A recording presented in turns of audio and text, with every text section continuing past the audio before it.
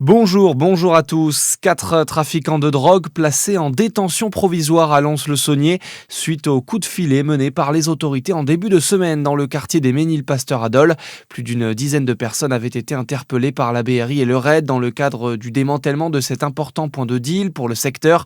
Les 4 mises en cause seront jugées début avril. Le tribunal judiciaire a également condamné 3 autres trafiquants à des peines allant jusqu'à 18 mois d'emprisonnement.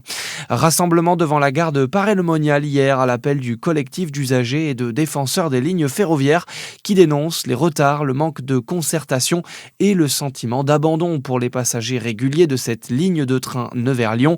Un représentant de la région était sur place pour discuter avec les manifestants.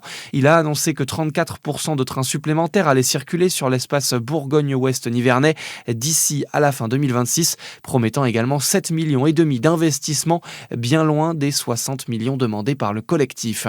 Dans le reste de l'actualité sous pression, Jack Lang propose sa démission de la présidence de l'Institut du monde arabe. Mise en cause pour ses liens avec le financier américain et criminel sexuel Jeffrey Epstein, l'ancien ministre de la Culture l'a fait savoir dans un courrier adressé au ministère des Affaires étrangères. Jean-Noël Barrot dit prendre acte de cette décision, tout comme l'Élysée. Des manifestations partout en France hier contre les lois Duplon. Plus de 80 organisations opposées à la loi anti-contrainte agricole du sénateur appelaient à se mobiliser ce week-end.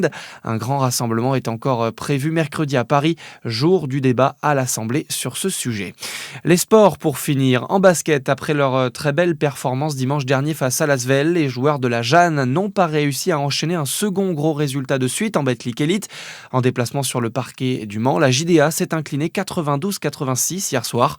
En football féminin, fraîchement qualifié pour les demi-finales de la Coupe de la Ligue, les Dijonnaises ont rejoué face à Nantes. Match nul cette fois, un but partout. Voilà pour l'info. Bonne journée sur Fréquence Plus.